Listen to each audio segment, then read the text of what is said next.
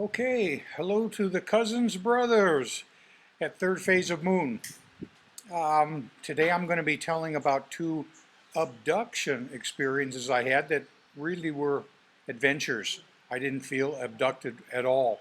And I'd like to begin by saying this is a Creative Commons, open for anybody at any time. And other than that, a bit of background, I'd like to say that my take on interacting with these grays is that they're somehow some kind of an advanced, like a worker ant, biological robotic creatures, but as I'll explain today, they did express emotions on both of my visitations. So I should also say that I didn't remember the first experience at all until I had the second experience, and after that is when I remembered the first experience. And each one, there were emotions expressed by these creatures. Okay, so the, the, the second one happened in the winter of 92, 93 in Seattle, and I was spending the night with a girlfriend.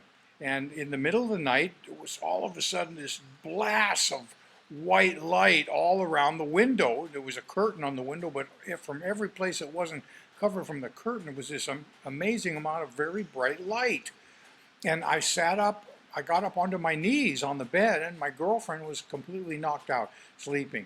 And so all of a sudden, I'm just completely amazed by this phenomenon that's happening. And the next thing I know, I'm floating through space.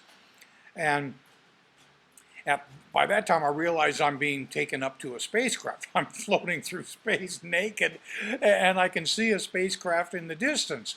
And as I was coming up, I thought I was going into that spacecraft, but all of a sudden, at the end, I kind of, the forces turned me to go backwards, and I went into another spacecraft behind me that I didn't see.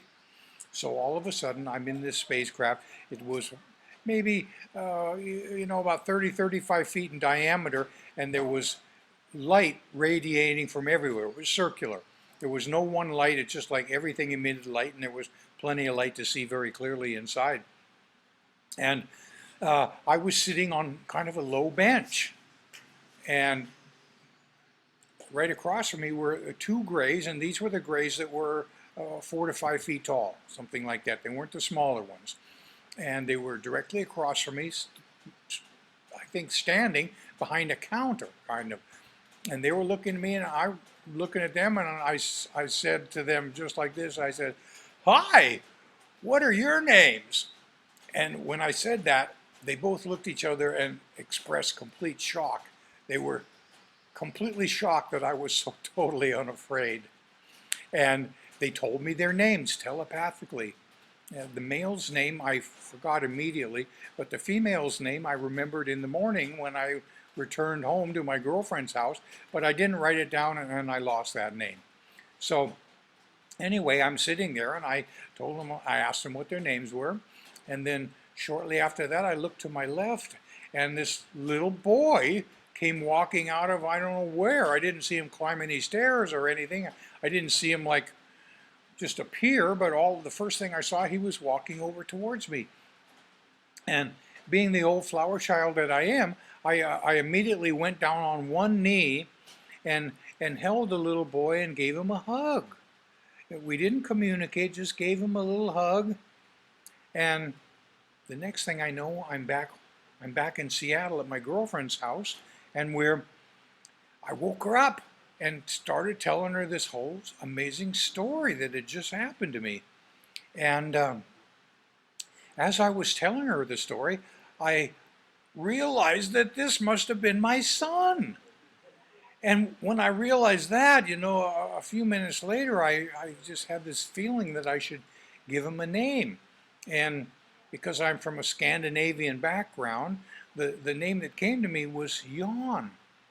And I thought, Jan, yeah, that feels good. That felt right. And a few minutes later, it came to me to call him Yonder. And that even felt better because obviously he is from the great yonder of that we don't know about. And at any rate, while I was telling her this story, I I began remembering that I had been taken up once before, several years before. And that time I figured out later was the winter of 88, 89. And during that adventure, the first thing I remember was I was spiraling up into space with these two grays. They were probably the same two. I don't know, they all look the same.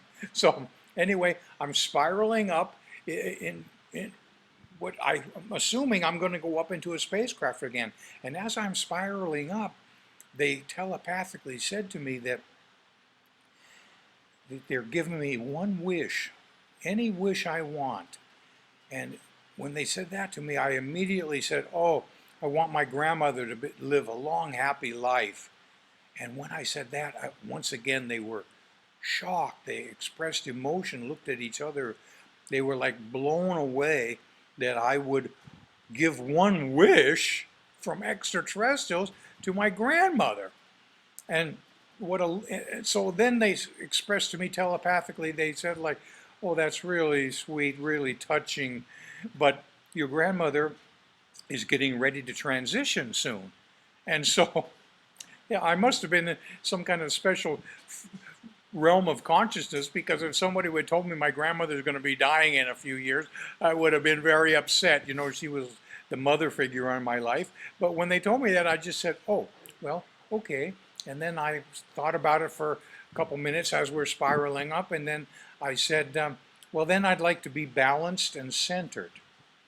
My rationale was that whatever's going to be coming at me in my life in the future, if I'm balanced and centered, I'm in a better position to deal with whatever may come. And I must say that as soon as that happened, my life, it was as if someone put the pedal to the metal and everything started speeding up incredibly.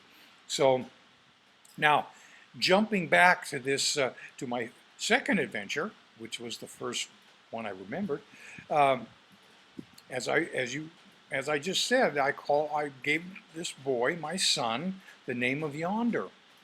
Well, about 6 months later, it just hit me like a ton of bricks that DER, D-E-R, are my initials.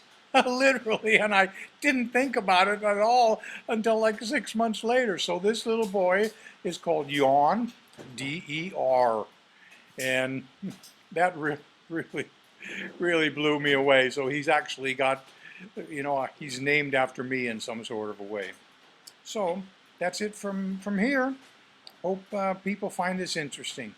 That's all for now. Bye-bye. Okay. I hope.